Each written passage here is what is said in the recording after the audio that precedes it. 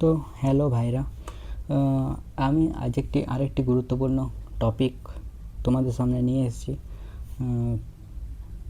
যে টপিকটার নাম হচ্ছে কি টেলোফেজ, অর্থাৎ মাইটোসিসের যে 3টি দশা আছে সেটা আমরা কমপ্লিট করেছি। Prophase, metaphase, anaphase. এবারে 4 নম্বর যে দশাটি আছে সেটা কিন্তু আজ আমি কমপ্লিট করব, টেলোফেজ দশাটি, এবং তারপরে আমরা পরে সাইটোকাইনেসিসে এগিয়ে যাব। ঠিক আছে, তো প্রতিটি যে টপিকেই আছে সব টপিকে মোটামুটি ডায়াগ্রামের সাহায্যে এবং অনেক ভালোভাবে বোঝানো হচ্ছে। ঠিক আছে, তো তোরা আশা করছি তোরা আমার পড়াটা বুঝতে পারছিস এবং কমেন্ট কর যে তোদের আমার পড়াটা কেমন লাগছে। এবং তোরা যদি আমার সাথে রেগুলার এরকমভাবে লেগে থাকিস তাহলে আমি তোদেরকে গ্যারান্টি দিচ্ছি 2027-এর মাধ্যমিকে মানে দারুণ তোরা ফল করবি। জীবন বিজ্ঞানের মতো কিংবা ভৌত বিজ্ঞান এগুলোতে দারুণ ফল করবি, এবং একটাও মুখস্থ না করে, কোনো কিছু মুখস্থ না করে দারুণ কিন্তু ফল করবি। ঠিক আছে, তো আমার সাথে লেগে থাক, এবং যে পুরো ক্লাসগুলো যেগুলো দেবো সেগুলো কিন্তু সব ফ্রিতে, এবং 2027 মাধ্যমিকের আগে সব কিন্তু সিলেবাস, লাইফ সায়েন্সের হোক, ফিজিক্যাল সায়েন্সের সব সিলেবাস কমপ্লিট করব, এবং আগে যে প্রশ্নও কিন্তু আলোচনা করব। ঠিক আছে, তো আজকের টপিকটি চল স্টার্ট করা যাক। আজকের টপিকটি খুবই ইজি একটা টপিক, তো এই টপিকটাও আমি অনেক ভালোভাবে বোঝানোর চেষ্টা করব। তো আশা করি তোদের ভালো লাগবে, আর যদি ভালো লাগে তো চ্যানেলটা সাবস্ক্রাইব করে দিবি। চল শুরু করি আজকের ক্লাস। তো আজ আমরা যেটা পড়ব সেটা কি টেলোফেজ। তো টেলোফেজ কথাটার অর্থ একটু বুঝে নিয়ে যাক। টিলো মানে কি শেষ দশা। তো আমি 4টা দশা তোদেরকে আমি পড়ালাম, কী দিয়ে মনে রাখতে বললাম? প্রাইমেট, অর্থাৎ পি দিয়ে কি প্রোফেজ, এম দিয়ে মেটাফেজ, এ দিয়ে অ্যানাফেজ। এই 3টি দশা তো কমপ্লিট করে দিয়েছি, এবারে টি দিয়ে হবে টেলোফেজ। তো চল টেলোফেজ দশাটি শুরু করি। তো এটি নিউক্লিয়াস বিভাজনের কি চতুর্থ মানে 4 নম্বর দশা, আর সর্বশেষ দশা মানে সব থেকে শেষ দশা। এরপরে কী হবে না, সাইটোকাইনেসিস আমরা শুরু করব। তো এই দশার বৈশিষ্ট্যগুলো কী কী? ঠিক আছে, তো প্রথম বলা হয়েছে যে এই দশার বৈশিষ্ট্যগুলো কী কী, যে প্রথম বলা হয়েছে যে ক্রোমোজোমগুলি বিপরীত মেরু প্রান্তে পৌঁছানোর পর ক্রোমোজোম কুণ্ডলী খুলে যেতে থাকে এবং ঘনীভবনও কমে যায়, ফলে আপত্ত ক্রোমোজোমগুলো দীর্ঘ সরু হয়ে যায়। এটা আমি বোঝানো।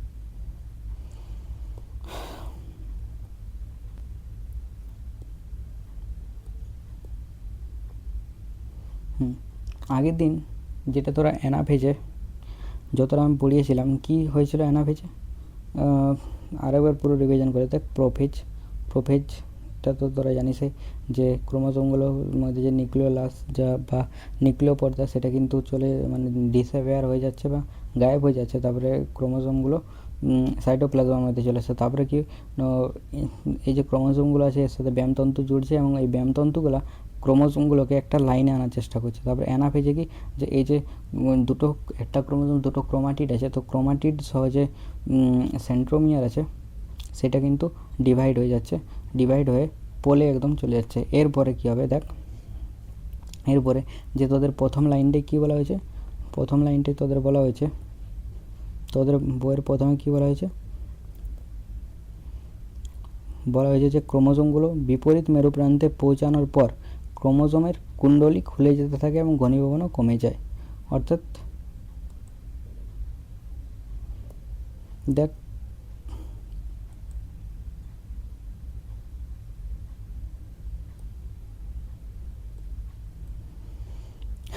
ক্রোমোজোমগুলো বিপরীত প্রান্তে দুটো মেরু প্রান্তে পৌঁছে গেছে, এবং এরপরে কী হবে, যে ব্যামতন্তু, এই যে ব্যামতন্তুর সাথে ক্রোমোজোমগুলো অ্যাটাচ আছে সেটা কিন্তু খুলে যাবে, মানে ব্যামতন্তুটা গায়েব হয়ে যাবে, এবং ক্রোমোজোমগুলো কী হয় এখানে চলে আসে। এই ছবিটাতে অতটা ক্লিয়ার নেই, তোদেরকে আমি আরও বোঝাবার চেষ্টা বইটাই ভালো ক্লিয়ার আছে। দেখ অর্থাৎ আমি বোঝানোর চেষ্টা করছি কি হতে চলেছে। দেখ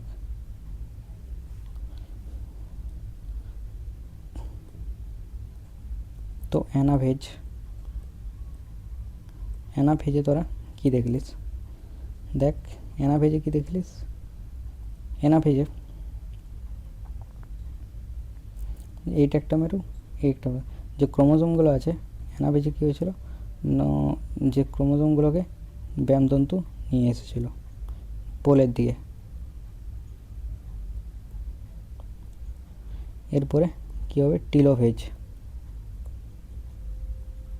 টিলোফেজে কী হবে, যেটা তোদের বইয়ে প্রথমে লেখা আছে যে এই যে প্রথম তো দেখ যে ব্যামতন্তুগুলো আছে সেগুলো কিন্তু গায়েব হয়ে যাবে বা ব্যামতন্তুগুলো কিন্তু সরে যাবে, এবং এই যে ক্রোমোজোমগুলো যেগুলো আছে এই ক্রোমোজোমগুলো এরকমভাবে থাকবে। ঠিক আছে, ক্রোমোজোমগুলো এরকমভাবে থাকবে। এরপরে তোরা জানিস যে ক্রোমোজোমগুলো সৃষ্টি কী করে হয়েছে। দেখ প্রথমে ডিএনএ ছিল, ডিএনএ অনেক বড়, তার 2.2 মিটারের। তারপরে এখান থেকে কি তৈরি হচ্ছে, ক্রোমাটিনগুলো একটু পেঁচালো বা একটু মানে আরও বেশি, এটা কি হলো, এইটা আরও বেশি পাক খেতে থাকলো। ডিএনএটা তো প্রচুর বড়, 2.2 মিটারে, তো এত বড় ডিএনএটাকে নিউক্লিয়াসের মধ্যে কী করে ঢোকাবে, তাই এই জন্য কী হলো, এটা আরও ছোট হয়ে গেলো ক্রোমাটিন। তাদেরকে বুঝিয়েছি। তারপরে কি হচ্ছে, ক্রোমোজোম কনডেন্স একদম ক্রোমোজোম তৈরি করছে। তো এই যে এইখানে টিলোফেজে কিন্তু উল্টা প্রসেস তৈরি হয়। তো এই যে ক্রোমোজোম যেগুলো থাকে সেগুলো কিন্তু প্রথমে ক্রোমাটিনে, এবং ক্রোমাটিন থেকে আরও খুলে যেতে থাকে, অর্থাৎ এই যে ক্রোমোজোমগুলো আছে সেগুলো কিন্তু একদম কনডেন্স বলতে পারিস, বা একদম পাকানো পেঁচিয়ে একদম আছে। তো সেগুলা কিন্তু কী হয়, ধীরে ধীরে ক্রোমোজোমগুলো ধীরে ধীরে খুলতে স্টার্ট করে, তো কীরকম স্ট্রাকচারটা তৈরি হয়, তো এরকমভাবে ক্রোমোজোমগুলো খুলে এরকম আবার উল্টা রিভার্স প্রসেস তৈরি হয়। অর্থাৎ কী হয়, যে ক্রোমোজোমগুলো থেকে ক্রোমাটিন তৈরি হয়, ক্রোমাটিন থেকে আবার ডিএনএ তৈরি হয়ে যায়, অর্থাৎ এরকমভাবে মানে খুলতে শুরু করে। ব্যাস তোদের বইটা এইটা দিয়ে আছে যে বলা হয়েছে যে ক্রোমোজোমগুলো বিপরীত মেরু প্রান্তে চলে যায়, তারপরে ক্রোমোজোমের কুণ্ডলী খুলে যেতে থাকে। ক্রোমোজোমগুলো খুলে নিয়ে কী তৈরি হয়, ক্রোমাটিনগুলো খুলে নিয়ে আবার ডিএনএতে তৈরি হয়ে যায়, এবং ঘনীভবনও এর ফলে কমে যায়। মানে ঘনীভবন কমে যায় বলতে মানে কনডেনসেশনটা। দেখ ক্রোমোজোমটাতে কী ছিল, ক্রোমোজোমটা অনেক বেশি মানে একটা জায়গার মধ্যে অনেক বেশি জিনিস ছিল। মানে ধর ডিএনএটা তো প্রচুর বড়, ঠিক আছে, তো ডিএনএটা দেখলিস অনেক বড়। তো ডিএনএ থেকে যখন ক্রোমাটিন তৈরি হচ্ছে তখন সেটা কী হচ্ছে, আরও বেশি ঘনীভূত হচ্ছে। অর্থাৎ একটা বড় জিনিসকে ছোট জায়গার মধ্যে আনতে গেলে সেটার ঘনীভবনও বেড়ে যায়, এটা জানিস। তারপরে কী হচ্ছে, ক্রোমোজোম যেটা আছে সেটার ঘনীভবন আরও বেশি হচ্ছে। তো কী হচ্ছে, যখন খুলে যাচ্ছে তখন কী হচ্ছে না, ঘনীভবনটাও কমে যাচ্ছে। আশা করি তোরা বুঝতে পেরেছিস। ফলে আপত্য ক্রোমোজোমগুলি সরু হয়ে যায়, দীর্ঘ হয়, মানে আপত্য ক্রোমোজোমগুলো বড় হয় কিন্তু সরু হয়ে যায়। তারপরে এটা আশা করি তোরা বুঝতে পেরেছিস। এটার মাধ্যমে তোদেরকে আরেকবার আমি বুঝিয়ে দিচ্ছি যে দেখ এখানে এটাই বলেছে যে ব্যামতন্তু তো গায়েব হয়ে যায়, তারপরে যে ক্রোমোজোমগুলো যেটা থাকে, তো এটা ক্রোমোজোমগুলো একদম ডেন্স থাকে বা একদম ঘন থেকে কী হয় না, খুলতে শুরু করে ক্রোমোজোমগুলো। এই টিলোফেজ দশায় ক্রোমোজোমগুলো খুলতে শুরু করে, এবং ক্রোমোজোম কোথার থেকে তৈরি হচ্ছে, ক্রোমাটিন থেকে, তাই ক্রোমাটিনে খুলে যায়। তারপরে কী হচ্ছে, ক্রোমাটিন থেকে আবার ডিএনএতে খুলে যায়, এবং ডিএনএতে কী হয়, ডিএনএতে গিয়ে যে ক্রোমোজোমগুলো আছে সেগুলো কিন্তু অনেক বেশি দীর্ঘ হয়ে যায়, অনেক বেশি বড় হয়ে যায়, আর ঘনীভবনটা বা যে ঘন ছিল সেটা কিন্তু কমে যায়। বাস এইটাই কিন্তু বোঝাতে খুঁজেছে। আশা করি তোরা বুঝতে পেরেছিস যে ক্রোমোজোমগুলো বিপরীত মেরু প্রান্তে পৌঁছানোর পর ক্রোমোজোমের যে কুণ্ডলী খুলে যেতে থাকে এবং ঘনীভবনও কমে যায়, ফলে আপত্য ক্রোমোজোমগুলো দীর্ঘ আর সরু হয়ে যায়। তারপরে কী হয়, ব্যামতন্তুগুলো বিলুপ্ত হয়ে যায়। যে তোদেরকে এটা বোঝালাম যে অ্যানাফেজে কী থাকে না, ব্যামতন্তুর সাথে ক্রোমোজোমটা কানেক্ট থাকে, কিন্তু কী হয় টিলোফেজে এটা কিন্তু বিলুপ্ত হয়ে যায়। অর্থাৎ বিলুপ্ত হয়ে যায় বলতে কীরকম, তোদেরকে স্ট্রাকচারটা দেখালাম যে এগুলো কিন্তু থাকে না। অর্থাৎ যে ক্রোমোজোমগুলো ক্রোমোজোমগুলো এরকম থাকে, এরকম পড়ে থাকে। অর্থাৎ ব্যায়ামতন্তুগুলো, যে পোলের যে ব্যায়ামতন্তুগুলো আছে সেগুলো কিন্তু সব বিলুপ্ত হয়ে যায়। তারপরে কি হয়, তারপরে এগুলো খুলতে স্টার্ট করে, অর্থাৎ এই ক্রোমোজোমগুলো খুলতে স্টার্ট করে এবং খুলে নিয়ে এরকমভাবে খুলতে স্টার্ট করে। ঠিক আছে, দেখ এই ছবিটা তো ক্লিয়ার আছে। এইটা মনে কর যে ক্রোমোজোম আছে, তো এটা কি কোনো ব্যায়ামতন্তু দেখতে পাচ্ছিস না? তো ব্যায়ামতন্তু থাকে না এবং এই ব্যায়ামতন্তুগুলো চলে যায়, তারপরে ক্রোমোজোমগুলো খুলে নিয়ে এরকম স্ট্রাকচার, এরকম দেখে এরকম স্ট্রাকচার তৈরি হয় ক্রোমোজোমগুলো খুলে নিয়ে। তো এখানে কিন্তু বলা হয়েছে ব্যায়ামতন্তুগুলো বিলুপ্ত হয়ে যায়। তারপরে বলা হয়েছে, দেখ তারপরে কি বলা হয়েছে, যে প্রাণী কোষের ক্ষেত্রে বিষুব অঞ্চল ইন্টারজোনাল তন্তুগুলো স্টেম বডি গঠন করে। তোদেরকে আগেই পড়িয়েছিলাম যে ইন্টারজোনাল রশ্মিকণগুলো, যে এইখানে যে রশ্মিগুলো থাকে সেগুলোকে বলা হয় ইন্টারজোনাল রশ্মি। তো ইন্টারজোনাল রশ্মিগুলো একসাথে কী করে, স্টেম বডি তৈরি করে। বাস এটা এখানে কিন্তু বোঝানো হয়েছে যে ব্যায়ামতন্তু এখানে প্রাণী কোষের ক্ষেত্রে, উদ্ভিদ কোষের নেই, প্রাণী কোষের ক্ষেত্রে বিষুব অঞ্চল বলতে এই অঞ্চলটা, মাঝের অঞ্চলটাকে বোঝানো হয়। ইন্টারজোনাল তন্তুগুলো স্টেম বডি, ইন্টারজোনাল যে তন্তুগুলো এগুলো মূলে কী তৈরি করে, স্টেম বডি তৈরি করে। তারপরে 3 নম্বর বৈশিষ্ট্যটা চলো আলোচনা করা যাক। উভয় প্রান্তের, দুটো প্রান্তে, অর্থাৎ উত্তর এই প্রান্তে এবং এই প্রান্তে এবং এই প্রান্তে কি বলা হয়েছে, দেখ এই প্রান্তে এবং এই প্রান্তে, উভয় প্রান্তে কি বলা হয়েছে, ক্রোমোজোমগুলিকে ঘিরে নিউক্লিয় পর্দার আবির্ভাব ঘটে। অর্থাৎ দেখ, অর্থাৎ কি হয় যে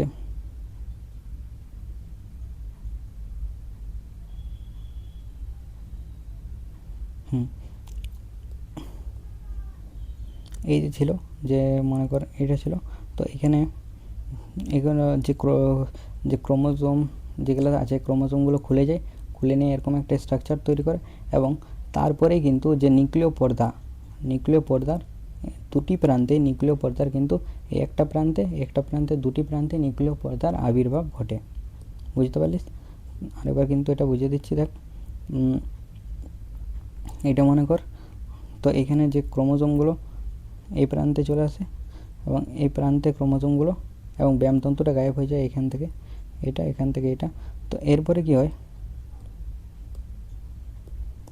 এরপরে ধীরে ধীরে যে নিউক্লিয় পর্দা আছে, নিউক্লিয় পর্দা কিন্তু নিউক্লিয় পর্দাটা যেটা তোরা পড়েছিলিস, যেটা প্রোফেজ দশায় কী হয়েছিল, নিউক্লিয় পর্দাটা প্রোফেজ দশার শেষের দিকে নিউক্লিয় পর্দাটা ডিসঅ্যাপিয়ার হয়ে গেছিলো বা চলে গিয়েছিলো। তো এই যে নিউক্লিয় পর্দাটা কিন্তু আবার কিন্তু টেলোফেজ দশাতে ফিরে আসে। তো বাস এটাই কিন্তু তোদেরকে বোঝানো হয়েছে। দেখ যে এই যে ক্রোমোজোমগুলো যে খুলে গিয়ে দেখ ক্রোমোজোমগুলো খুলে গিয়ে এরপরে নিউক্লিয় পর্দার এখানে দেখ নিউক্লিয় পর্দার আবির্ভাব হলো। দেখ এখানে এটাই বলা হয়েছে যে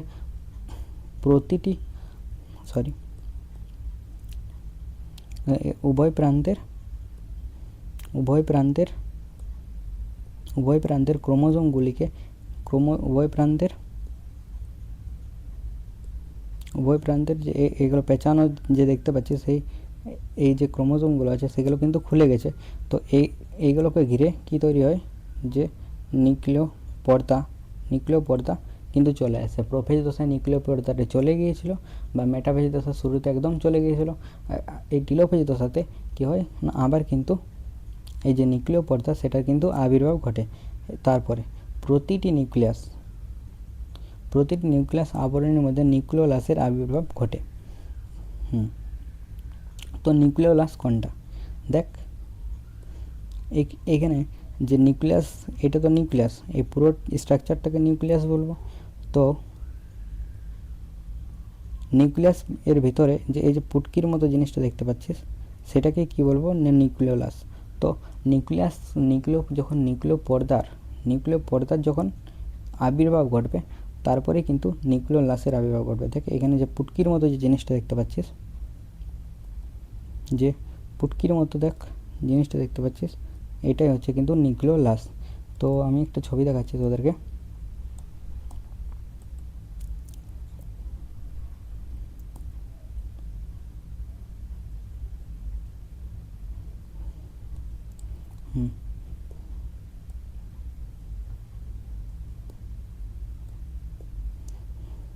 এটা এটা নিউক্লিয়াস, একটা নিউক্লিয়াসের স্ট্রাকচার। এটা যেটা দেখা পাচ্ছি সেটাকে কী বলা হয়? নিউক্লিয় পর্দা। নিউক্লিয় পর্দার ভিতরে দেখ এই যে গোল পারে যে অংশটা দেখতে পাচ্ছিস সেটাকে কী বলা হয়? নিউক্লিওলাস। তো নিউক্লিয় পর্দার যখন আবির্ভাব হলো তখন নিউক্লিওলাসের আবির্ভাব হলো। তো আশা করি তোরা এটা বুঝতে পেরেছিস। তো হ্যাঁ, নিউক্লিয়াস আবরণীর মধ্যে নিউক্লিওলাসের আবির্ভাব হলো। এরপরে দীর্ঘ ও যে সরু ক্রোমোজোমগুলো আছে ধীরে ধীরে নিউক্লিয় জালকে রূপান্তরিত হয়। এরপরে দেখ এই যে দেখতে পাচ্ছি যে নিউক্লিয়াস বা ক্রোমাটিন যেগুলো দেখতে পাচ্ছিস, মানে ক্রোমোজোমটা যেটা খুলে গেছে, তো সেটা যেটা দেখতে পাচ্ছি সেটা কিন্তু ধীরে ধীরে নিউক্লিয় জালক যেটা আছে সেটা কিন্তু রূপান্তরিত হয়। তারপরে কি বলা হয়েছে?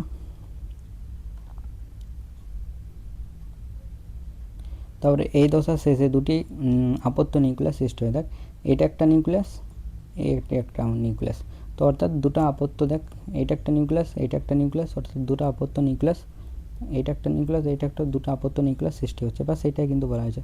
তারপরে শেষে কি হলো? নিউক্লিয়াসের জল শোষণ প্রসারণ বা নিউক্লিয় অ্যাসিড বিয়োজন ঘটে এবং আপত্য নিউক্লিয়াস দুটি স্ফীত বা পূর্ণাঙ্গ রূপ, এভাবে আপত্য নিউক্লিয়াসটি পূর্ণাঙ্গ রূপ ধারণ করে। এটাই হলো টিলোফেজ। তো যদি টিলোফেজটাকে আমি আরেকবার ভালোভাবে সামারাইজ করে দিই, কেউ একবার ভালোভাবে আমি রিভিশন করে দিচ্ছি টিলোফেজটা, ঠিক আছে? তো চল, টিলো মানে যে কি না সব থেকে শেষ দশা। তো মেনলি চারটা দশা আমরা পড়লাম, প্রোফেজ, মেটাফেজ, অ্যানাফেজ, টিলোফেজ। তো প্রোফেজ, মেটাফেজ, অ্যানাফেজের পরে চতুর্থ দশা রয়েছে সেটা কিন্তু টিলোফেজ। তো এটি নিউক্লিয়াসের কি সর্বশেষ দশা বা চতুর্থ দশা। তারপরে প্রথম বলা হয়েছে যে ক্রোমোজোমগুলো বিপরীত মেরু প্রান্তে পৌঁছানোর পর ক্রোমোজোম কুণ্ডলী খুলে যেতে থাকে এবং ঘনীভবনও কমে যায়, ফলে আপত্য ক্রোমোজোমের দীর্ঘায়ন শুরু হয়ে যায়। তো কী হচ্ছে তোরা তো দেখলিস যে এই ছবিটার মাধ্যমে কী হচ্ছে না অ্যানাফেজ।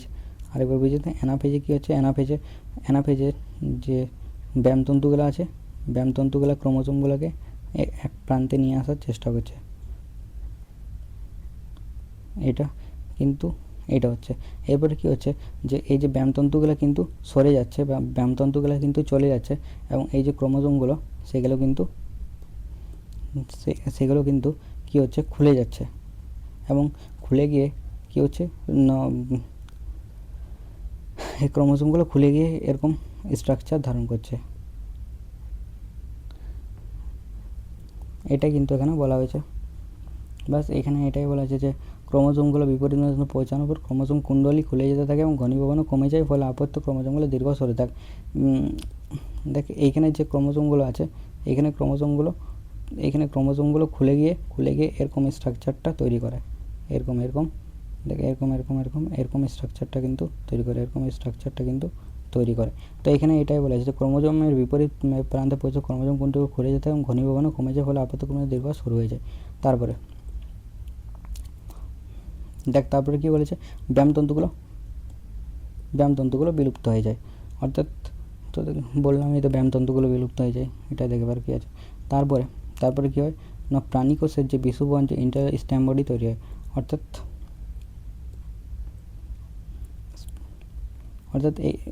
এই যে জায়গাটা আছে সেটা কিন্তু প্রাণীকোষের ক্ষেত্রে এটাকে বিষুব অঞ্চল বলে এবং এইখানে যে ইন্টারজোনাল তন্তু, এগুলোকে ইন্টারজোনাল তন্তু বলবো এবং এইগুলো মিলে কি স্টেম বডি তৈরি করছে, বা সেখানে এটাই বলা হয়েছে। তারপরে বলেছে উভয় প্রান্তের ক্রোমোজোমগুলোকে ঘিরে নিউক্লিয় পর্দার আবির্ভাব ঘটে। এরপরে কি হয় না এগুলো খুলে যাওয়ার পরে নিউক্লিয় পর্দা সেটার কিন্তু আবির্ভাব হয়েছে। প্রোফেজ দশায় আমরা দেখেছিলাম নিউক্লিয় পর্দাটা চলে গিয়েছিলো এবং টিলোফেজ দশায় আবার কিন্তু নিউক্লিয় পর্দা চলে আসে।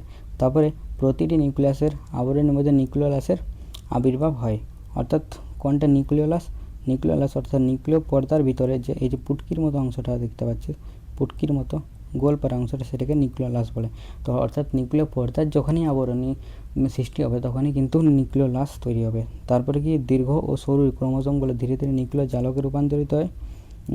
এই যে এগুলো কিন্তু নিউক্লিয় জালকে রূপান্তরিত হয় এবং এই দোষে দুটি আপত্ত নিউক্লিয়াস, দেখ এটা একটা আপত্ত নিউক্লিয়াস, এটা একটা আপত্ত, দুটো আপত্ত নিউক্লিয়াস তৈরি হয় এবং জল শোষণ প্রসারণ নিউক্লিয় অ্যাসিড বিভাজন করে এগুলো দুটি পূর্ণাঙ্গ রূপ ধারণ করে। ব্যাস, এটা হচ্ছে টেলোফেজ দশাটি। এবারে এরপর যে টেলোফেজ দশাটির ডায়াগ্রামটা চল দেখা যাক। দেখ টেলোফেজ অ্যানাফেজে তোরা যতটা বুঝেছিলিস, দেখ এই যে ক্রোমোজোমগুলো আছে সেগুলো কিন্তু দেখ দুটো পোলে চলে গেছে, দুটো নিজের নিজের পোলে চলে গেছে এবং এইখানে কি কোনো ব্যামতন্তু দেখতে পাচ্ছিস? অর্থাৎ ব্যামতন্তু দেখতে পাচ্ছিস না মানে ব্যামতন্তুগুলো চলে গেছে, ব্যামতন্তুগুলো চলে গেছে। এরপরে দেখ কি হচ্ছে, এরপরে Telophase, a nuclear membrane এরপরে দেখ দেখ Remember, centrioles are at the poles. Telophase is the final stage of mitosis. In telophase, a nuclear membrane Remember, centrioles are at the poles. Telophase is the final stage of mitosis. In telophase. এরপরে দেখ যে প্রোফেজে কী হয়েছিল, যে nuclear মেমব্রেনটা কিন্তু গায়েব হয়েছিল বা nuclear মেমব্রেনটা চলে গেছিলো। এরপরে দেখ টেলোফেজে এই যে ক্রোমোজোমগুলোকে ঘিরে নিউক্লিয়ার মেমব্রেনটা আবার চলে আসলো, নিউক্লিয়ার মেমব্রেনটা কিন্তু আবার চলে এলো। এরপরে কী হবে, যে নিউক্লিয়ার মেমব্রেনটা এলো এর ভেতরে কী হবে, একটা বড় গোলার পারা অংশ দেখতে পাবে, সেটা কিন্তু নিউক্লিয়াস আবার তৈরি হয়েছে এবং এই যে ক্রোমোজোমগুলো আছে সেগুলো কিন্তু খুলে নিয়ে আবার তার আগের আকারে চলে আসবে। দেখ ক্রোমোজোমগুলো যেগুলো আছে, দেখ ক্রোমোজোমগুলো স্প্রেড হয়ে গেছে বা খুলে গেছে এবং এখানে যে একটা বড় গোলার পারা অংশ দেখতে পাচ্ছি সেটাকে কিন্তু নিউক্লিয়াস বলা হয়। And the nucleolus becomes visible once again. Nucleolus বলা হয়। Mitosis.